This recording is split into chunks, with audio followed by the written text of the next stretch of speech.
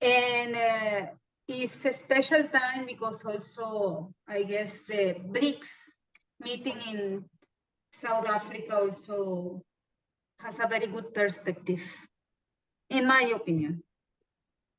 Coincidence. Actually, to tell you the truth, I don't even know what great thing we are going to achieve by having landed on the South Pole of the Moon. What people say is that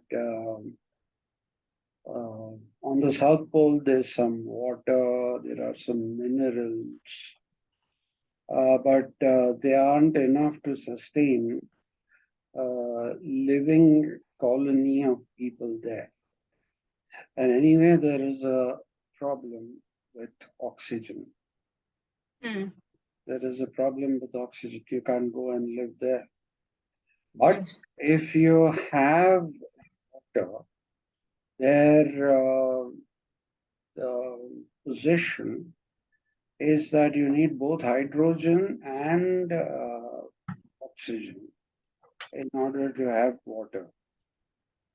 But ultimately, what people are saying is that as time moves on, technology moves on, and when people are able to go to, when they say other planets, I guess they're talking about the Mars. They say the moon can be a stopover, which in my opinion is all rubbish. This, this whole thing is the Western thing to say that we are not going to be confined only to the Earth and we are going to go to the other systems and other planets in the solar system and all that. It's a very Western way of thinking that you can manipulate everything and anything. But I don't see any merit in that kind of an answer. It's what good is it going to do is a question that nobody has answered with any kind of certitude. And for a country like India, do we really need to? We want to call ourselves a developed nation. And if you look at these things like going to the moon, sending a probe to the Mars, all those things, if you look at it, it does show that we are probably in the category of developed countries. The fact that it is the fifth or fourth biggest economy in the world, that again shows that there is some kind of economic growth. But economic growth doesn't automatically translate into development. So if you, when I see society around me, I do not find anything that I can say is, wow, great, this is going to change lives of a certain category of people or a certain kind of people. I don't see that happening. There are some people living in forests and they don't even know what an India is. Yes. That kind of thing. So sometimes I think, that we like to play with the age. And that verbiage, apart from sounding bombastic, it doesn't convey anything substantially meaningful. Yeah, we've gone good. So now what? Can I travel to the moon, to the South Pole there and watch a movie and come back?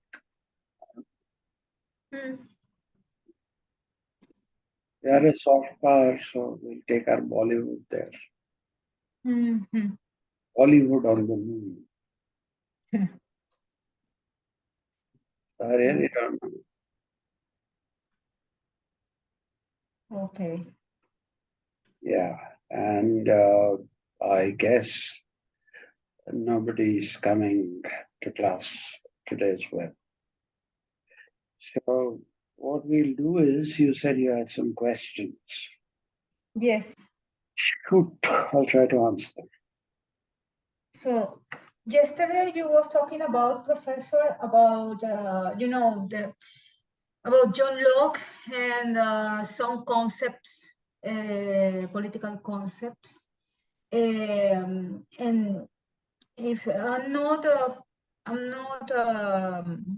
wrong, the way that the people in general can consider one or some concepts, no, maybe it's different for me, the concept of liberty or freedom in concern, whatever you understand. There are people that don't know how it's possible that they know that something is something if they don't know before, no? The example of the dog that you said.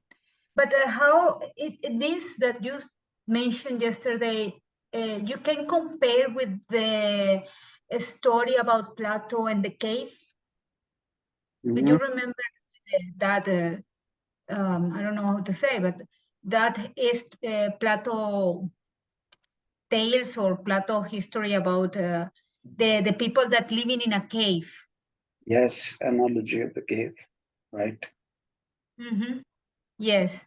So it's considered the same point or it's different? Because John Locke belongs to a very specifically ideology tendency, no? More individualistic and all this. So I don't know. No?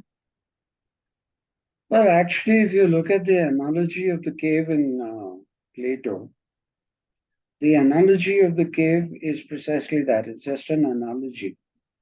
There is no real cave. There are no real people in those caves. Nothing like that. It's an imaginary kind of a situation. Just put people in a cave. Don't let them come out. Because there is a purpose that Plato is trying to serve by using this analogy of the cave. And what he's trying to serve through the purpose that he's trying to serve through this analogy is to say that there is a difference between the actual world and the real world. Okay, because a number of people, the moment you say the ideal is the real world is the ideal world, which is in your brain, right? Okay. Or in your mind. So that is the real world. This is, if you remember at that time, I had told you that the dichotomies that have been used much later by, what do we say? The dichotomies that have been used by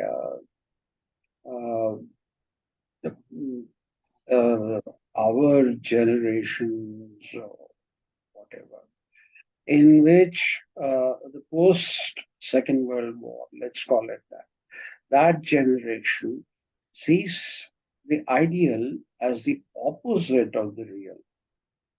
Okay, that which is real cannot be a ideal. Okay, so if you take the interwar period, that is a period between the First World War and the Second World War, you had a certain kind of realism of interests of nations being advocated by E.H.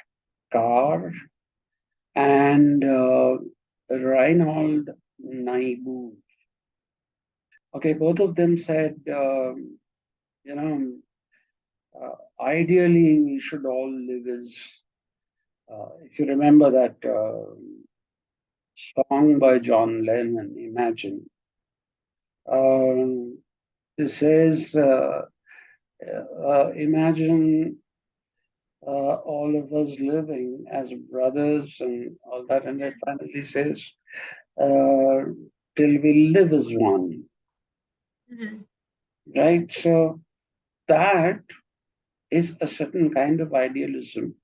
The idealism that, or what, say, somebody like Martin writes in Brothers in Arms, where he says, there are so many different worlds, so many different suns, but we have just one world, but we live in different ones. Okay, and then he says it's written in the starlight and it's written in every line in your palm that we are fools to make war on our brothers in arms. Okay, so now that is one kind of idealism. Both John Lennon and Martin Knopfler, they're showing this kind of idealism where they want people to live together as one species, which is what we are. We are basically one species. And so we are looking forward to living peacefully, happily, commodiously, without having to fight wars, without having conflict in society, all those things. So it's a dream kind of a situation. So that dream of the ideal world where everybody is living in happiness and all that. I am not using the term utopia here because let me give you a disclaimer here. Actually, today everybody talks about dystopia, okay, dystopia, which is the opposite of utopia. Mhm. Yeah, but the fact of the matter is, for both, for the Greeks, both utopia and dystopia meant the same thing. Okay, they didn't go on to give us a description of what happens in an utopia and how an utopia can turn into a dystopia. They don't do all that because utopia and dystopia are not very different from each other as far as the Greeks are concerned.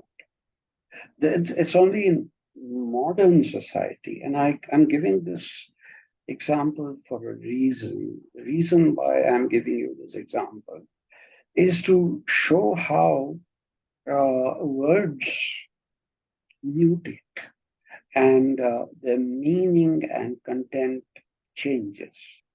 So if you look at this particular term, which is utopia, we tend to believe that utopia is something that is very nice. That happened thanks to Sir Thomas More, who wrote a book called Utopia, in which everything was hunky dory, people were living happily. So you'll see that kind of thing in Sir Thomas More's Utopia, and that meaning of utopia stuck as far as we are concerned. And dystopia became the opposite of an utopia. Okay, a dystopia became an opposite of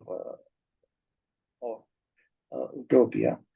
But otherwise, utopia and dystopia are considered to be one and the same terms, or rather, two terms with almost identical meanings, and not these opposite meanings during the Greek period.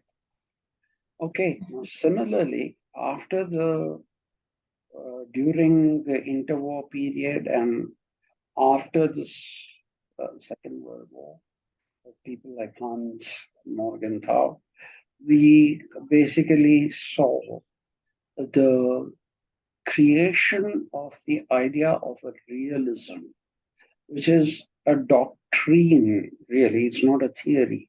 A lot of people will try to tell you that the theory of realism. There's no theory there. What is the theory? It's just a doctrine. And what does the doctrine say? The doctrine says people cannot live together as long as they have different interests, which might be coming in the way of each other. So fighting is something which is unavoidable. So to even justify the fact that countries like United States of America will come a great distance almost into Africa and all that, you find the propagation of this idea of national interest. Okay, national interest of a nation, that is not something that is confined to its territory. It's not confined to its territory. It is something that can be global. Tomorrow, if Venezuela has a problem and the inflation starts going up, then that's a problem for the United States of America, because Venezuela is nothing but the backyard of the United States of America. Despite its being so oil rich, the richest as far as the amount of oil is contained. So this particular thing, people will say, is the national interest of America. Okay, and similarly, you see Pakistan as economy collapsing. And I have read at least 10, 15 articles that India will not let Pakistan collapse. And they have cited different reasons. One is refugees. The other is, all these terrorists who are being trained supposedly on Pakistani soil. They'll run a riot. There'll be no leader for them. There'll be nothing. So it's going to come and hit India. So India will inadvertently be pulled into a situation of a war that it itself is not in a position to fight. It's not in a position to fight. If China sees an opportunity here and decides to launch itself against India, then we have a problem.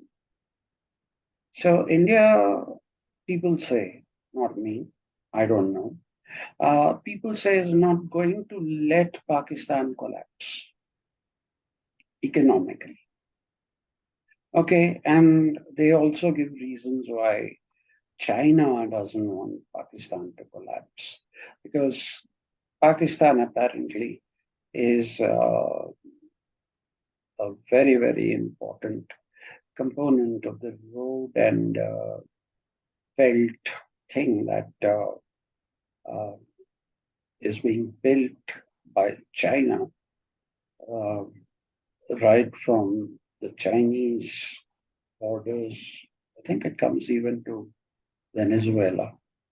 So they don't want that project to be jeopardized. Because if that project is jeopardized due to an unstable Pakistan, economically unstable Pakistan, then the realization of the good things of uh, you know the Belt and Road Initiative will be either lost or set back by many, many years. So they don't want, is what they say. So the Chinese national interest here is not to allow Pakistan to go down the drain. India doesn't want it to go down the drain. That's what experts say. Okay. So if that is the definition of national interest, that you can remain here, but you can identify events in another country far, far away. If you can identify those events as those which are going to have some effect upon your own economy and politics, then you will basically not want things to go out of control. So the articulation of the concept of national interest or the doctrine of national interest was some kind of a justification. Okay, it was some kind of a justification for the intervention of the Western powers in different parts of the world. Okay, it was that. And this got the label of realism.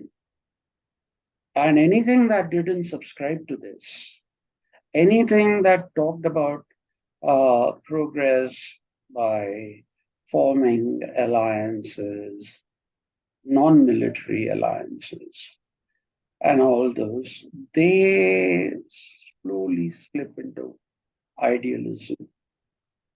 Say something like ASEAN is not entirely successful, but it is not entirely a failure either. So Big Brother will always keep watching what's happening. The moment it gets a little troublesome for the Big Brother, then it'll interfere there. So what I'm trying to tell you is that the way in which we look at the world today is from national interest. And what is national interest is very, very interestingly undefined. At this moment, if you say keeping afloat the countries whose economies are sinking, like Pakistan, that is a national interest. If you say finishing Iraq completely is a national interest, that is a national interest. So there is no definition, no character, nothing attached to the concept of national interest. It's just what you articulate at a strategic time for you, that is, a strategic time for you to claim something that becomes national interest. Now, John Locke doesn't have this much on his plate. He doesn't have all this on his plate at all. Okay, John Locke is a little boy who was just born, and he had this nice little packet of things to play with. And those things to play with came in the form of capitalism, nationalism, nation state.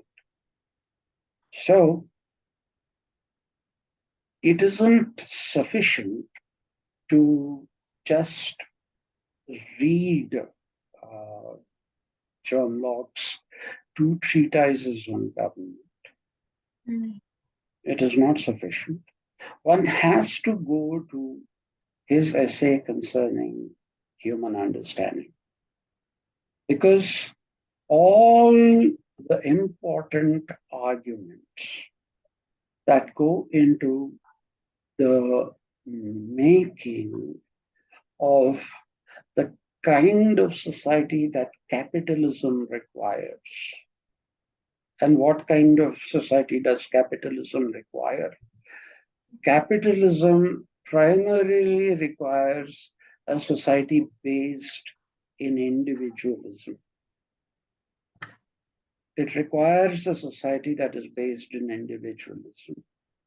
So that freedoms, I've talked to you about those many times, uh, freedom, free market, okay, freedom of speech, free will, all these things. You require all these so that you can set up capitalism. You can get rid of unnecessary authority that stood in the form of feudalism, and get rid of all that and create an atmosphere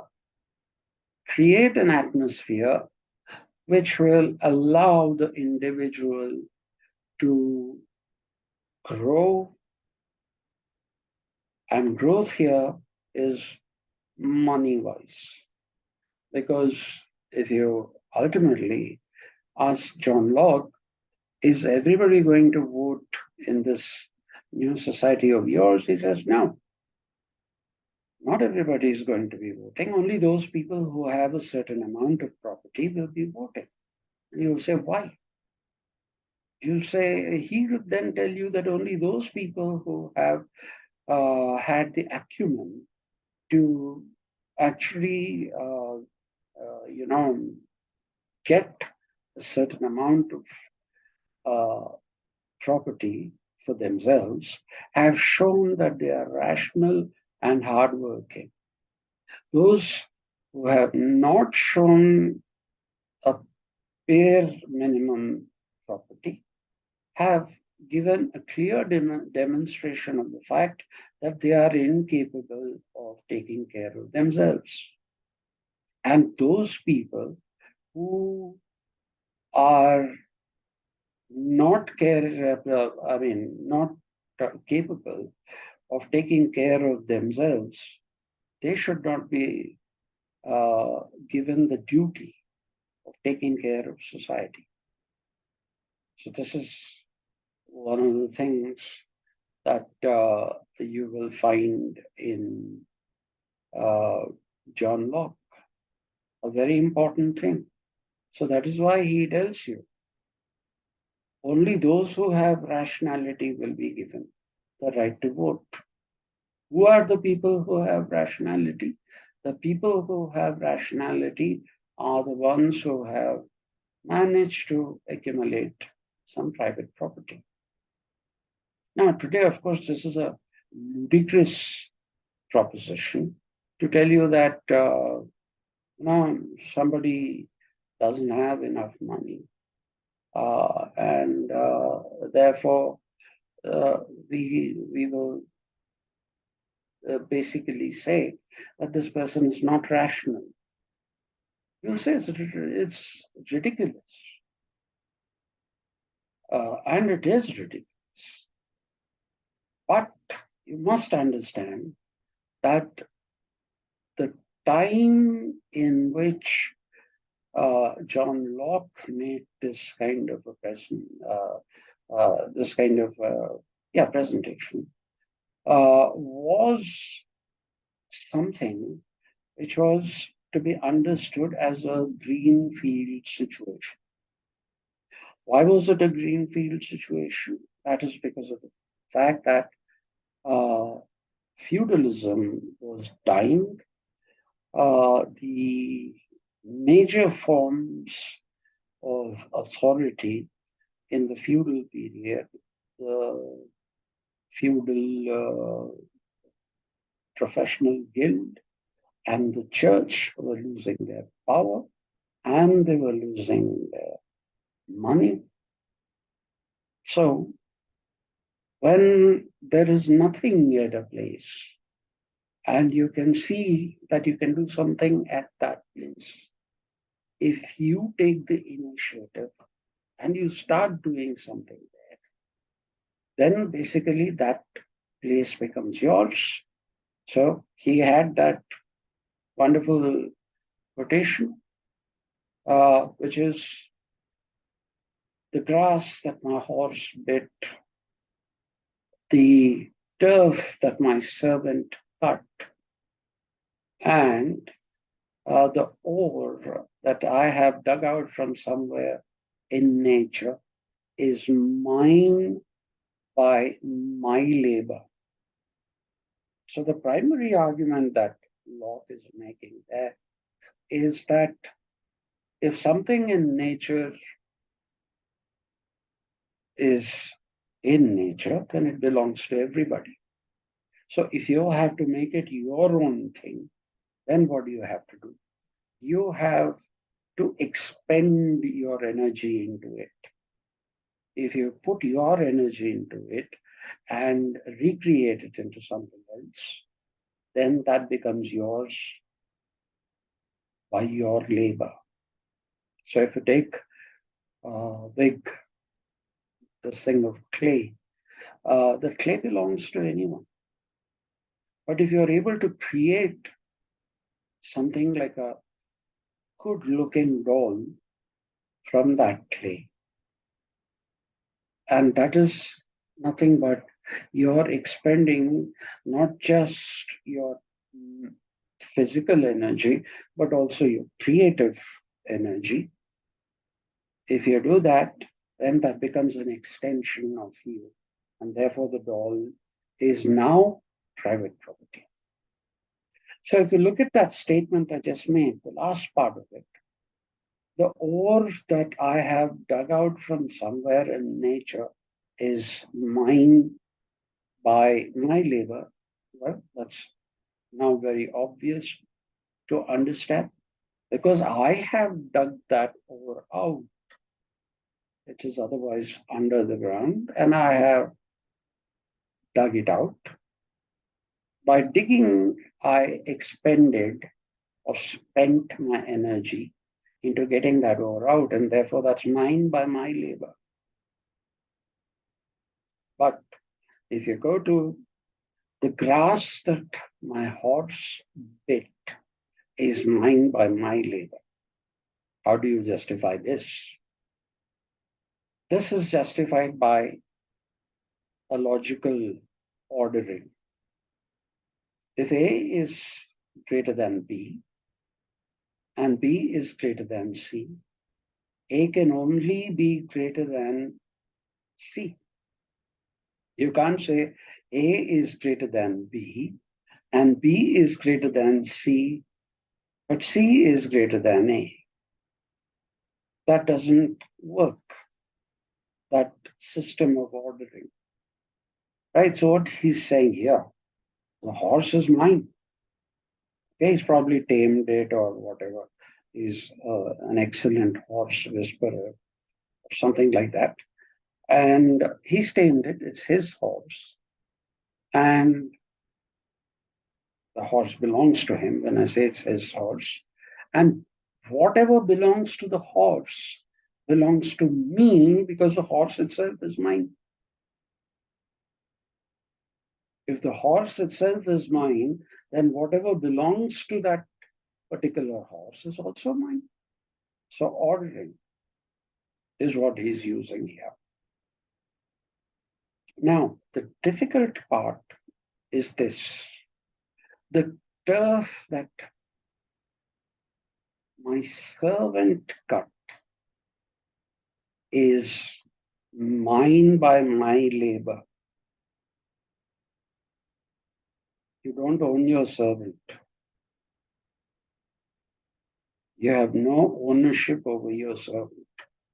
So if you say that the turf that the servant cut is mine by my labor, what exactly is Locke saying here? You have to assume that Locke is talking about wage labor. Okay?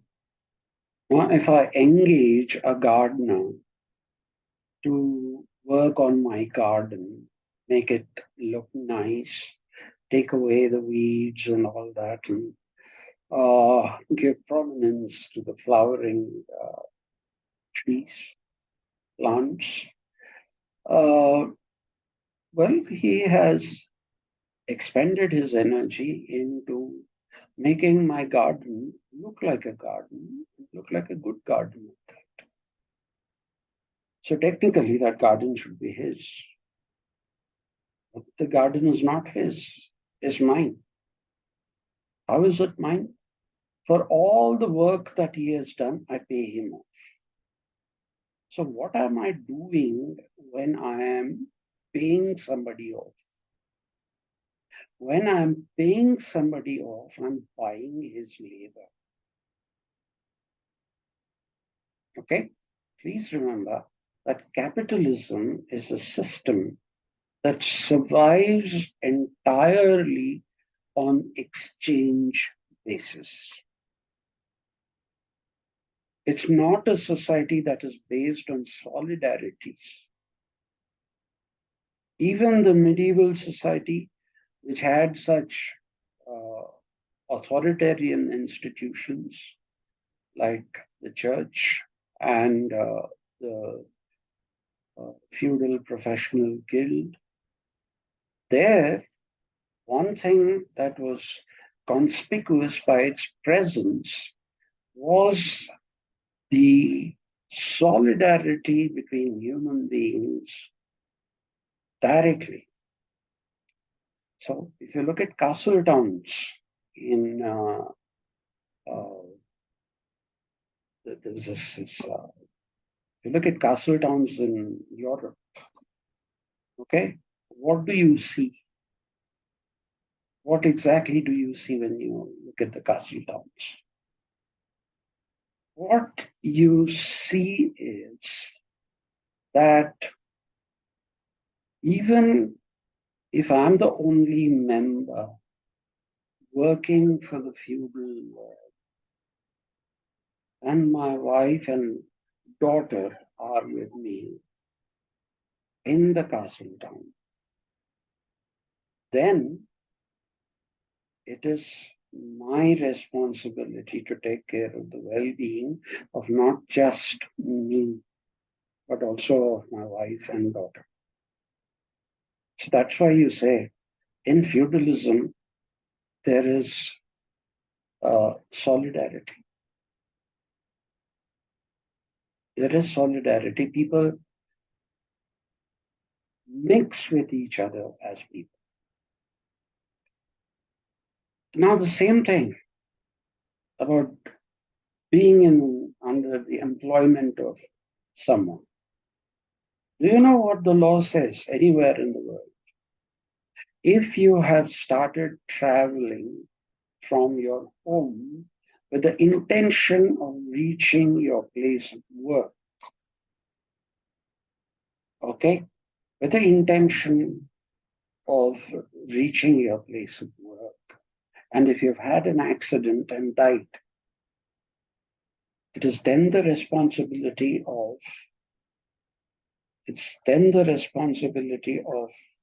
your employer, your debt.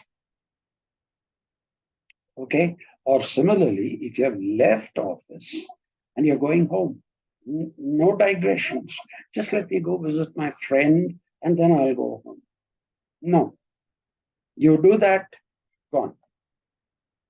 So if you are traveling straight from your office to your home, then you get some extra payment because you died on the way to duty or on the way back from duty. Okay? If you die in the place of work, then of course you get the highest compensation. Died doing his work. For all you know, he was just sitting and faffing, but doesn't matter. It's at work. Yeah.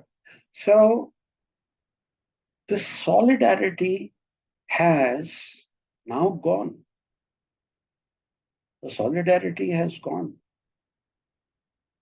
Okay. Why has it gone? Because the solidarity between human beings has gone. So does it mean that people can't relate to each other? People can relate to each other. And how do they relate to each other? Through a system of exchange. I have some money. I would like to buy some biscuits. So I shall go to a supermarket.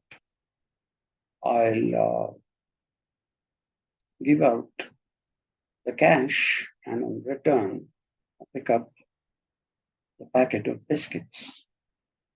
That is an exchange relationship, which is indirect.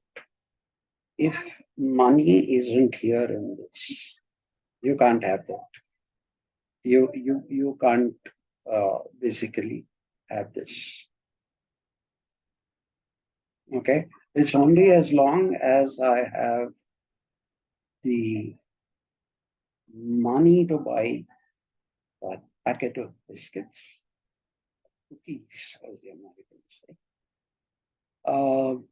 It's only till the time that I have cash and that I can exchange it, only then you are in some kind of an exchange relationship. Okay? You are in some kind of exchange relationship. What if there is somebody who doesn't have anything to sell, does not have any money to buy anything? So what happens to this person? He doesn't have anything to sell. He doesn't have the money to buy anything. So is he somebody who cannot be a part of the exchange? And is it that he cannot, by not being able to be a part of the exchange process, can he not be a member of human society? So if you look at that, then what you see is that this person can be a part of this particular society. How? He has no money, he has nothing to sell, but he has the ability to work. He has the ability to work. So when he works, what is he doing? He's selling his ability to work. So the act of cutting of the turf, the act of cutting of the turf is, you're not paying him to cut the turf and put it in. No. You're paying him to cut the turf and say that this turf that I have cut is yours because I've taken money from you. So that is the basis of individualism. And this is the basis of some kind of exchange process which takes place in capitalism. As capitalism develops, this process becomes more and more complex. Okay, but I'm just trying to demonstrate to you that capitalism is different from every other ism simply because of the fact that it puts the individual before anyone else. And it does so for the sake of free enterprise. Ultimately, it's free enterprise. Okay? And private property. Private property need not be the exclusive domain of kings and queens and noble lords. No, it needn't be. You and I, if we basically, uh, show some kind of enterprise at a time when you need to or you can, and you make some money, that is the time when you are, or should I say, that is the time that you're demonstrating that you are passionate, you're capable of surviving, and somebody who's capable of surviving will be capable of taking care of the society in which he's living.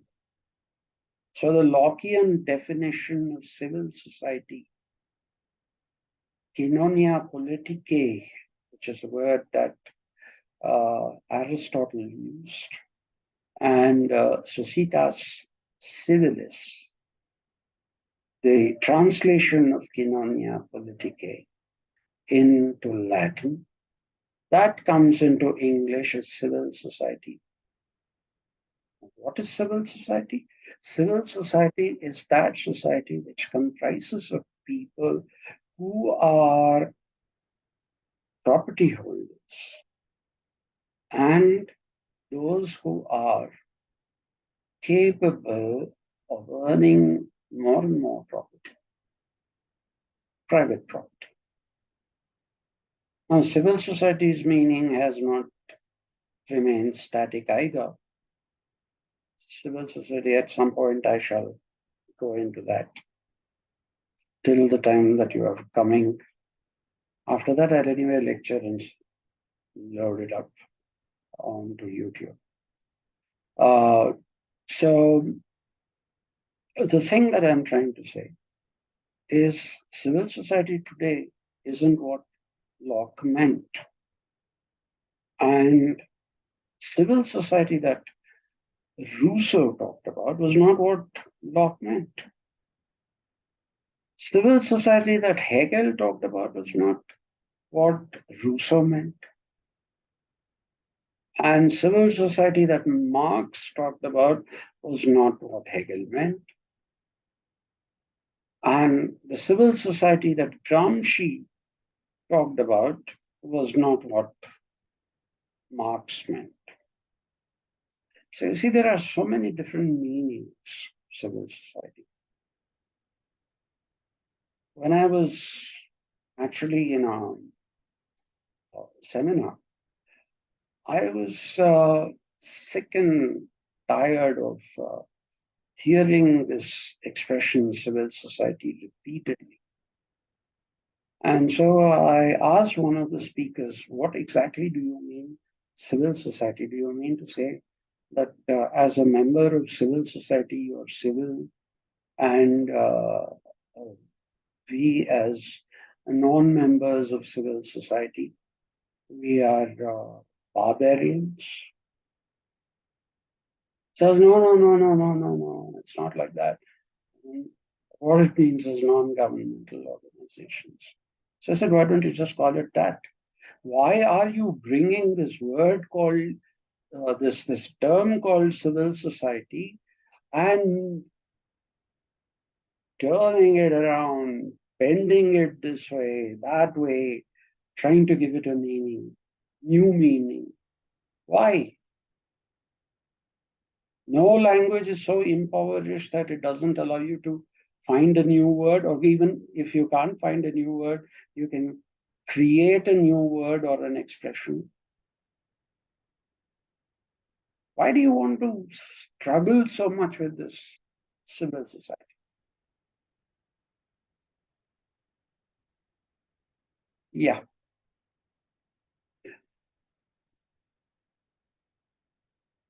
Maria, are you there or have you? No, I'm here carefully. I'm just thinking, no, because, for example, the liberal democracy, civil society is very important. Even when someone tried to criticize the liberal democracy or the liberal order or something like this, not only property or the individual, it's also the civil society. And some people feel confused and even exclude of that concept. I don't know, no. I think, like you were stating before, that civil society is very related with law. But the point is the interpretation of this law in concern of civil society. Because, for example, people that is poor, that haven't access um, to service or a decent job, these people is considered civil society. In some statement or some concepts I read that no. So what happened with these people? So it's interesting what you said, No, but I hope you got the difference that I was trying to show between Plato and Yeah. And Locke. look, yes, no, totally clear, Professor. Totally clear with that. Okay, so we'll call it a day. Um, Actually, I just thought, tomorrow my foster son is coming to India. Okay. He's going to be here for a couple of days, tomorrow and day after. Okay. Just for the two of us, I don't know if it's such a great idea to make him sit around with his wife and me lecture away. So shall we? I'll be in touch with you. We'll see when we. Okay, sure, Professor. Okay. Don't worry. As things stand, it's quite possible that we'll meet tomorrow. But as things stand, we may not. Okay, don't worry. Don't worry. All right. Thank you. Good night. Okay, thank you, Professor. Thank you a lot.